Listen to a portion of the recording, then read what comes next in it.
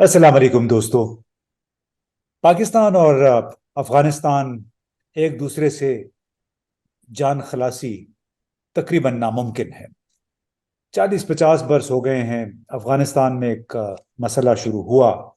Soviet union की अफवाज ने योरिश की और उसके बाद से एक ना ख़त्म होने वाला सिलसिला है। अफगान मुहाजिरीन का था, उसके बाद खाना जंगी थी, फिर दहशतगर्दी के खिलाफ जंग शुरू हुई और काफ़ी सारा उसका मलबा पाकिस्तान पे पड़ा। बहुत सारे अफगान मुहाजरीन और आम लोग भी, ताजिर भी थे, टेक्नोक्रेट्स भी थे, वो भी अफगानिस्तान आते पाकिस्तान आते जाते रहे। अब साल साल के इस खाना जंगी और फिर जब से अफगान तालिबान अभी दोबारा इक़्तिदार में आए अगस्त 2021 में, उसके बाद से कुछ ऐसे मसाइल हैं जिन्होंने दोबारा सर उठाया या उसमें शिद्दत आ गई और पहली मर्तबा पाकिस्तान की हुकूमत को यह एहसास हुआ कि शायद अब मसला उनकी गिरफ्त से, उनके कंट्रोल से बाहर हो रहा है। और हस्ब मामूल हमारी ब्यूरोक्रेसी ने, हमारी जो अफसरशाही है, ख़ास तौर पे वजारत ख़जाना में, वजारत तिजारत में, वहाँ पे नए नए फार्मूले अब आजमाने की तरफ एक रुझान नज़र आ रहा है। उसमें बुनियादी तौर पे दो बड़े मसाइल हैं जिनका वजारत दाखिला, वजारत ख़जाना और वजारत तिजारत ने ज़िक्र किया। वो था कि स्मगलिंग और पाकिस्तान में गैर कानूनी तौर पर मुकीम अफ़गान बाशिंदे। अब इस वक्त तक कई लाख, कम से कम 7 लाख अफ़गान पाकिस्तान में मौजूद हैं। इनमें से बहुत बड़ी तादाद ऐसे लोगों के जो आए थे वीज़ों पे, लेकिन कुछ अरसे तक वीज़े वो एक्सटेंड करवाते रहे, यानी उसमें तोसी करवाते रहे, और फिर कुछ अरसे के बाद वो तोसी का सिलसिला उन्होंने बंद कर दिया, उन्होंने खामोशी इख्तियार कर ली। वो होटलों में भी हैं, गेस्ट हाउसेज में भी हैं, आम आबादियों में भी रह रहे हैं। और दूसरा जो मसला जिसकी निशानदेही की बहुत आला सतही मीटिंग्स में, जिसमें जनरल आसिम मुनीर, हमारी फौज के सरबराह, और दूसरे बड़ों ने शिरकत की, लाहौर कराची में बिजनेसमैन के साथ और सनतकारों के साथ भी जनरल आसिम मुनीर की मुलाकातें हुई। तो इन इन तमाम मुलाकातों में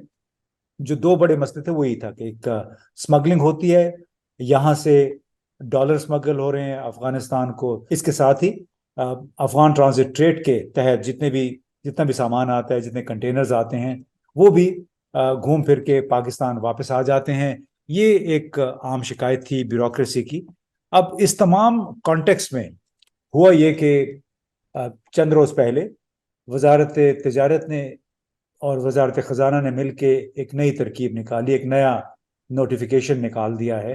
कि अफ़गान ट्रांजिट ट्रेड के ज़रिए स्मगलिंग को कैसे रोका जाए। अब एक बड़ी अजीब व गरीब सी बात है कि जो ट्रांजिट ट्रेड बुनियादी तौर पे जैसे आता है वैसे ही दूसरे मुल्क को चला जाता है। हमारे मुल्क में इस पे बहुत सारी पाबंदियां लगाई गई, फिर बाकायदा ट्रैकर डिवाइसेस भी हर कंटेनर पे लगी होती हैं, और जब ये सरहद पार कर जाता है कंटेनर,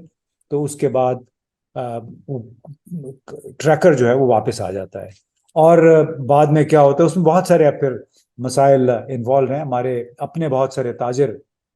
इसमें इन्वॉल्व हैं जो अफगान अपने दोस्तों के साथ मिलके ट्रांजिट ट्रेड के तहत सामान मंगवा रहे हैं। अब बहुत सारे मसाइल हैं जो जुड़े हुए हैं पाकिस्तान के अपनी मैनेजमेंट से, पाकिस्तान के अपने बॉर्डर पे जो बॉर्डर सिक्योरिटी फोर्सेस है, पाकिस्तान के अपने कस्टम्स वाले जो कराची में हैं, और इस तरह उसमें पुलिस भी आ जाती है, वजारत दाखिला भी उसमें शरीक हो जाती है जब वीज़ों की बात आती है, और फिर वजारत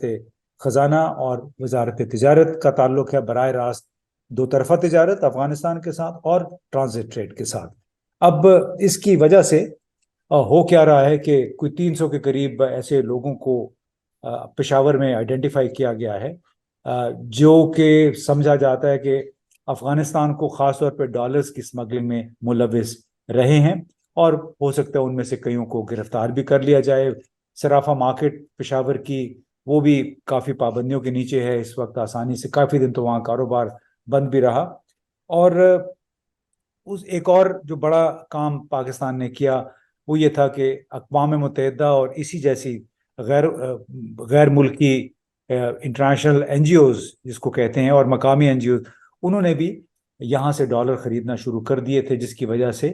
ڈالر کی طلب بہت زیادہ تھی پاکستان کی مارکیٹ میں. اس کا ذکر کہیں دستاویزات میں نہیں آتا، لیکن ایسے لگ رہا تھا کہ 1 ملین 2 ملین ڈالر ہر ہفتے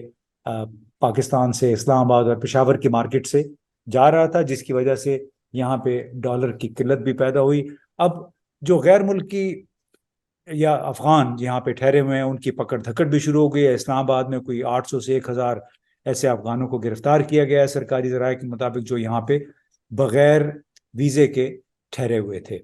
اب ایک بالکل آنن فانن نی جرک ریئیکشن اس کو کہتے ہیں کہ اس میں بغیر کوئی پیش بندی کیے ہوئے، کوئی میکانزم ڈیفائن کیے بغیر آپ پکڑ دھکڑ شروع کر دیتے ہیں، تو اس سے دو طرفہ تعلقات کو بہت نقصان پہنچتا ہے، لوگوں کو نقصان پہنچتا ہے، غیر ضروری طور پہ اذیت پہنچتی ہے.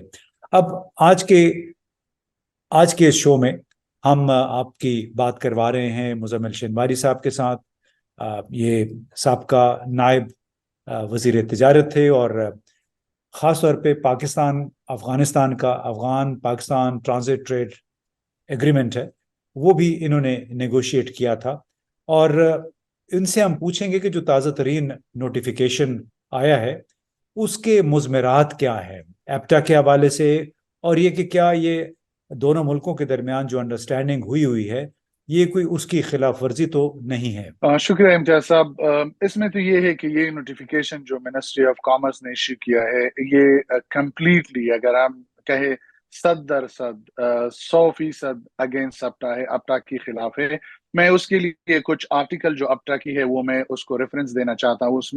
اس میں جو پہلا آرٹیکل ہے اپٹا کی پرپز، وہ جو ہدف ہے اپٹا کی ایگریمنٹ کی، اس میں یہ ہے کہ to ensure effective and efficient administration of transit transport. تو اس میں یہ ہے کہ افیکٹو اور ایفیشینٹ جو ہماری ٹرانزٹ ٹریڈ ہے اس کو فیسیلیٹیٹ کر دیا جائے، یہ ہدف تھا اپٹا کی ایگریمنٹ میں. پھر آرٹیکل 3 میں فریڈم آف ٹرانزٹ میں کہتے ہیں کہ if any contracting party of the opinion that some goods or class of goods being allowed in transit are smuggled back into the territory and are hurting economy, it may file a complaint with the authority, which is APTICA, stating the grievances along with fact and figures. تو دوسری اس میں article بھی یہ ہے، اگر کوئی ملک سمجھتا ہے کہ یہ جو ٹرانزٹ کارگو آ رہی ہے اس ملک کے تھرو، اس میں اس طرح ہوتا ہے کہ یا اسمگل ہو جاتا ہے یا اس کی اکانومی کے لیے اس میں کوئی ضرر ہے، تو وہ فیکٹ اینڈ فگر کے ساتھ اپٹیکا کو رپورٹ کرتی ہے. اپٹیکا ایک کمیٹی ہے جو دونوں ملکوں کی جو سیکرٹری آف کامرس ہے وہ بیٹھتے ہیں آپس میں، جو اپٹا کو انٹرپریٹ کرتے ہیں اور اس کو امپلیمنٹیشن کے لیے جو بھی آرٹیکل کی ٹرانسلیشن ہو، امپلیمنٹیشن ہو، جو کچھ بھی ہو وہی کرتے ہیں، کیونکہ اتھارٹی سارا اس کو دیا ہوا ہے. پھر اس میں تیسری جو آرٹیکل 32 ہے لیویز اینڈ چارجز جو ہے، اس میں یہ کلیئرلی لکھا ہے کہ وہی چارجز لے سکتے ہیں جس میں وہ فی آتی ہے نارمل، اس میں ویٹ چیکنگ جو آتی ہے، سکیننگ آتی ہے، سیل لگوانا ہے، روڈ ٹول ہے، ٹنل کی جو ایکسپنسز ہے یہ لیتے ہیں. اور آرٹیکل 33 اس کی بات جو آٹومیٹکلی اس پر بات کرتے ہیں کہ نیشنل ٹریٹمنٹ، اگر کوئی فی کوئی چارجز جو کچھ بھی افغان ٹرانزٹ کے ساتھ ہو رہا ہے وہ اسی طرح ہوگا جو پاکستان اپنی کارگو کے ساتھ انٹرنلی کرتے یا افغانستان اپنے کارگو کے ساتھ انٹرنلی کرتے ہیں. تو اس میں اب اگر ہم دیکھ لیں یہ دو جو ایشوز منسٹری آف کامرس نے ریز کیا ہوا ہے کہ ہمارا جو ٹرانزٹ کارگو ہے وہ بہت بڑھ چکا ہے، اراؤنڈ 6 بلین تک پہنچ چکا ہے. اگر میں ارقام کو بتاؤں جو میں نے پاکستان کسٹم سے لیے تھے اپنی ریسرچ کے لیے، اس میں 2019 میں بھی 6 بلین سے اوپر تھا ہمارا ٹرانزٹ، اور 2020 میں بھی تھا. 21 اور 22 میں تھوڑا سا کم ہو گیا اور پھر بڑھ گیا ہے. ایک یہ مسئلہ جو ہسٹوریکلی یہ پروون ہے کہ ٹرانزٹ ہو رہا ہے، اس طرح نہیں ہے کہ اسی سال میں 6 بلین سے زیادہ ہو چکا ہے. دوسری بات اس میں یہ ہے کہ جو کچھ آرٹیکل یا جو کچھ چیزیں اس میں ان لوگوں نے مینشن کیا ہوا ہے، جس طرح کپڑا ہے، بلیک ٹی ہے، ٹائر ہے، اس طرح یہ تو تقریباً 20 سال سے بند ہے، یہ تو کبھی آتے ہی نہیں ہے افغانستان ٹرانزٹ ٹریڈ سے. وہ بھی اگینسٹ افغانستان ٹرانزٹ ٹریڈ کے رولز کے خلاف تھی کیونکہ اس میں کوئی نیگیٹو لسٹ نہیں ہے، لیکن پاکستان کی طرف سے یہ ہمیشہ نیگیٹو لسٹ میں رہا تھا اور کبھی بھی اس کو پرمیشن نہیں تھی. اب دوسری مسئلہ جو ان لوگوں نے کہا ہے کہ کیونکہ یہ اسمگلنگ زیادہ ہو رہی ہے تو اس لیے افغان ٹریڈر جو ہے وہ ایفسٹ ویلیو کی بینک گارنٹی دیں گے. اب پرابلم یہاں پر یہ آتی ہے کہ ہمارے جو اگریمنٹ میں تھا وہ فائنینشیل گارنٹی تھی، اس میں کیا تھا equivalent to the amount of custom duty, جو کسٹم ڈیوٹی پاکستان میں ہے اس کی برابر وہ پیسے انشورنس کمپنی کے ساتھ رکھتے تھے، تو اس کو ریوالوین انشورنس ملتی تھی، اگر ایک کنٹینر جاتی تھی تو وہ دوسری کنٹینر کے لیے یوز ہو جاتی تھی۔ اب یہ جو بینکنگ سیکٹر آتی ہے اس میں کیا کہ اسسٹ ویلیو، اب تو یہ ہے کہ کسٹم آفیشل کو فری ہینڈ دیا ہوا ہے، اگر وہ کارگو ایک $1,000 کا ہوگا وہ اسس کریں گے 10,000، تو افغان ٹریڈر کو $10,000 رکھنا ہوگا پاکستانی بینک میں، اب اس کو ڈپازٹ کرنا، بینک اکاؤنٹ کھولنا، وہاں پر بینک ہے نہیں ہے، کس طرح اس کو ڈپازٹ کر دے یہ پروسیس کچھ بھی ذکر نہیں ہے، تو یہ آٹومیٹکلی ہرٹ کرتا ہے ٹرانزٹ ٹریڈ کو، اور دوسرا کاسٹ آف ڈوئنگ ٹرانزٹ کو بڑھاتا ہے، اور ایک اپرچونٹی کرپشن کے لیے مل جاتی ہے، کسی کی اگر کوئی پیسے دیتا ہے تو اس کا ویلیو کم اسس ہو جائے گا، کوئی زیادہ دیتا ہے کیونکہ سول اتھارٹی جو ان لوگوں کو دیا ہوا ہے۔ دوسرے یہ جو 10% چارجز لگائے ہوئے ہیں افغان ٹرانزٹ میں، یہ کہیں پر بھی نہیں ہے، اگر کوئی سروس اس کی بدلے میں نہیں دیتے تو یہ چارجز بالکل ظلم ہے، یہ غیر قانونی ہے، اس میں کچھ بھی نہیں ہے، کیونکہ یہ ویسے ہی کہتے ہیں کہ ہم ٹرانزٹ فلو کو کم کریں تو اس پر 10%، اب یہ 10% کس معیار کی اساس سے رکھیں گے؟ اسسٹ ویلیو کی اساس سے رکھیں گے، ایک تو اسسٹ ویلیو کو آپ بینک میں اس میں ڈپازٹ کریں اور اس کے بعد 10% پھر آپ کسٹم کو پے کر دے کہ وہ چارجز لیتے ہیں، تو 110%، اور اس میں یہ پھر بھی یہ ٹرانزٹ فلو کے لیے یہ ہرٹنگ ہے، اور ٹرانزٹ فلو کے لیے میرے خیال سے یہ پرابلم اس طرح ہے کہ کچھ لوگ جو وہاں پر ہے یا تو اپنے آپ کے لیے راستہ ڈھونڈتا ہے کہ کرپشن کے لیے، یا اس طرح ہے کہ نہیں چاہتے کہ افغان ٹرانزٹ پاکستان کے راستے سے ہو، اس میں کچھ وہ ویسٹڈ انٹرسٹ ہے وہاں پر کچھ لوگوں کی، ہم جب نیگوشیٹ بھی کرتے تھے تو اس ٹائم پر بھی ہے۔ اب یہ تیسرا جو ایشو ہے اس کے لیے آتے ہے کہ اسمگلنگ اگر ہوتا ہے تو اس کا ریسپانسبل کون ہوتا ہے؟ اگر مال کراچی پر پہنچتا ہے، کراچی ایئرپورٹ، وہ تو پہلے تو پورٹ اتھارٹی کے پاس ہوتی ہے۔ ٹرانزٹ ٹریڈ کا سامان کراچی پہنچتا ہے، وہاں سے اس نے پھر تورخم جانا ہوتا ہے، وہاں سے چمن جانا ہوتا ہے، غلام خان جانا ہوتا ہے، تو اس میں پھر اسمگلنگ کیسے ہوتی ہے؟ کیونکہ وہاں پہ تو باقاعدہ بندوبست ہوتا ہے، سیلز لگتی ہیں، ٹریکر لگتا ہے، تو یہ اسمگلنگ کو ہم کیسے قرار دیتے ہیں کہ اس کے ذریعے اسمگلنگ؟ کیا یہ ٹرک غائب ہو جاتے ہیں ٹریکر کے باوجود؟ ٹرک کیسے غائب ہو سکتے ہیں؟ کیا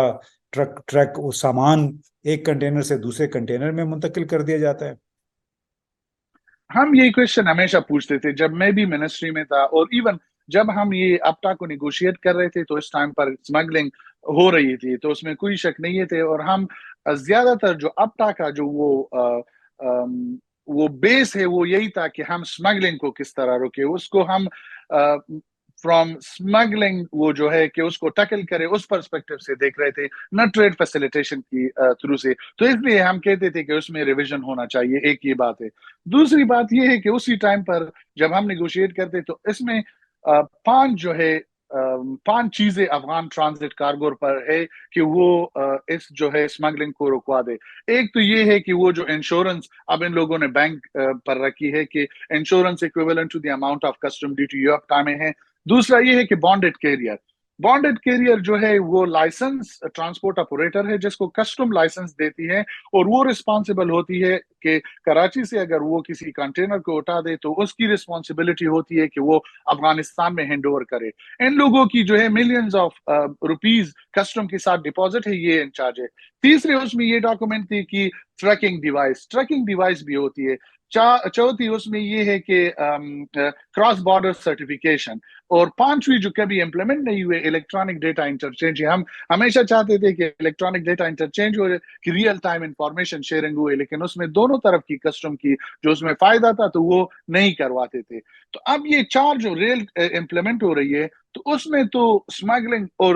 لاسٹ بات یہ ہے کہ اب جو بار لگایا ہوا ہے افغانستان کی، جو افغانستان پاکستان کی جو دونوں طرف ڈیورنٹ لائن پر بار لگایا ہوا ہے، تو اس کی وجہ سے تو بالکل یہ ختم ہو گئی۔ اب मसला ये है, या तो ये है कि ये कराची में रह जाती है, ये माल बिल्कुल कस्टम से नहीं निकलती, डॉक्यूमेंट चली जाती है और प्रोसेस हो जाती है, या रास्ते में किसी कंटेनर को दूसरी कंटेनर में एम्प्टी करते हैं कि इलेक्ट्रॉनिक की जगह उसमें टिश्यू पेपर रखते हैं, या उसमें इस तरह है कि दोनों कस्टम की ऑफिशियल तोरखम में मिले हुए हैं कि वो आपस में बात करे। इसके अलावा बिल्कुल ये पॉसिबल नहीं है कि ये जो मैकेनिज्म इम्प्लीमेंट हो जाए तो ये कोई स्मगलिंग हो जाए, क्योंकि सारी information port authority, customs, bonded career और अफगानिस्तान में ट्रेडर्स को मिलती है। या तो पोर्ट अथॉरिटी में मसला है, या कस्टम में है, या बॉन्डेड कैरियर में है, बस यहाँ से। और ऊपर तोरखम से जब क्रॉस हो जाए तो वो तो अंदर जाते हैं, जब वापस आते हैं तो फिर ये प्रॉब्लम ये है कि जो बॉर्डर में सिक्योरिटी एजेंसी है उसकी साथ है या कस्टम की साथ है, तो वो मसला है। तो मेरे ख्याल से ये जो मैकेनिज्म इम्प्लीमेंट कर रहे थे तो उसमें बिल्कुल नामुमकिन है कि स्मगलिंग हो जाए। मैं आपसे ये पूछना चाह रहा था, जो बॉन्डेड कैरियर की आपने बात की,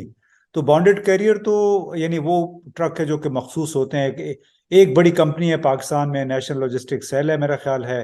तो ज़्यादातर कारोबार उन्हीं के पास है, आगे से वो फिर ट्रक हायर करते हैं, क्योंकि अपने पास उनके ट्रक्स नहीं हैं। तो बुनियादी जिम्मेदारी तो फिर एनएलसी की बन जाती है, और एक और जिम्मेदारी जो ट्रैकर कंपनी है, टीपीएल है मेरा ख्याल है, उनकी भी जिम्मेदारी बन जाती है कि ये काम ना होने पाए, मुल्क पाकिस्तान की सरहदों के अंदर ना हो। लेकिन उसके बावजूद पाबंदियां जो लगती हैं वो ट्रांजिट ट्रेड के जो करने वाले हैं, जो इम्पोर्टर्स हैं, उन पे लग जाती हैं। जो आपटा से पहले एनएलसी के पास मोनोपली थी अफगान ट्रांजिट कार्गो की, लेकिन उस टाइम पर अफगान ट्रेडर्स और ज्यादातर ट्रेडर्स ये शिकायत कर रहे थे, इवन पाकिस्तानी ट्रांसपोर्टर्स भी शिकायत कर रहे थे कि ये इस तरह है कि सारे पैसे वो लोग लेकर जाते, हमें कुछ नहीं बच जाते, और यह एक्सपेंसिव है। अगर ये ओपन मार्केट के लिए चला जाएगा तो उसमें कंपटीशन आएगा और उससे जो रेंट है वो सस्ता हो जाएगा। तो हमने अब तक में यही कोशिश किया है कि हम किसी को मोनोपली ना दें, लेकिन बाद में ये साबित हुआ कि बॉन्डेड कैरियर भी उसी एनएलसी भी उसका प्रॉब्लम बढ़ गया था, क्योंकि उन लोगों ने ऑटोमेटिकली प्राइस जो है 3 गुना ज्यादा कर दिया। तो उसके बाद जो भी कंपनी अब आते हैं वो रिस्पॉन्सिबिलिटी लेते हैं, ऐसा बॉन्डेड कैरियर उसको पाकिस्तान कस्टम्स आइडेंटिफाई करते, वही रिस्पॉन्सिबल है। दूसरी जो रेल की रास्ते से जो कार्गो जाती है तो वो सिर्फ एनएलसी के पास है, क्योंकि उसकी जो रेल की जो लॉजिस्टिक ऑपरेशन है उसकी कॉन्ट्रैक्ट एनएलसी के पास है। अब अगर कोई सामान रह जाता है पाकिस्तान में तो ऑटोमेटिकली ये रिस्पॉन्सिबिलिटी या तो बॉन्डेड कैरियर की है या जो भी कंपनी है वो लेकर जाते हैं, क्योंकि वो रिस्पॉन्सिबल होते हैं कि अब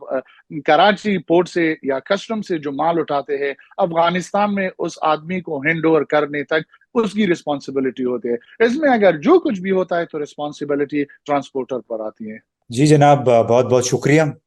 बड़ी आपने वजाहत से बता दिया। दोस्तों, आपने सुना कि पाकिस्तान के अंदर यानी कराची से लेके तोरखाम और चमन तक जितना भी अफगान ट्रांजिट कार्गो है, उसकी तमाम तर जिम्मेदारी बहरहाल पाकिस्तान के अंदर है। हमारे कस्टम्स हुकाम, हमारी ट्रांसपोर्टर्स जो कैरियर हैं, और फिर हमारे पुलिस, हमारे बॉर्डर सिक्योरिटी फोर्स, ये तमाम लोग जो कि कराची से लेके तोरखाम और चमन तक इस तमाम मामले में इन्वॉल्व हैं, ये उसके जिम्मेदार हैं। और ये जो इल्ज़ाम बार बार लगा दिया जाता है कि स्मगलिंग हो रही है,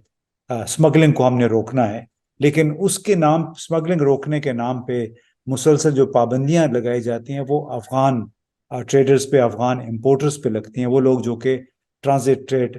कर रहे हैं। हालांकि बहुत एक वाज़ेह सी बात है कि बहुत अरसा पहले से तय हो चुका हुआ है कि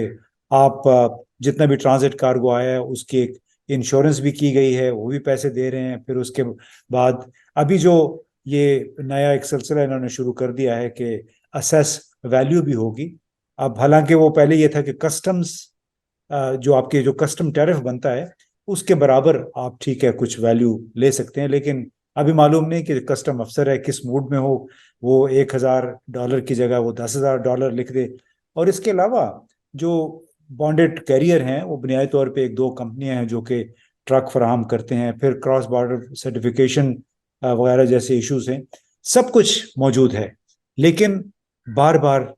पाबंदी जो लगती है या पाबंदी में इजाफा किया जाता है, वो एक लिहाज से ट्रक की बत्ती है, जिसको हमारे कस्टम हुकाम, हमारी वजारतों के जो ब्यूरोक्रेट्स हैं, وہ لگا دیتے ہیں ہمارے فوج کے سربراہ کو، ہمارے وزیر اعظم کو، تاکہ اصل معاملے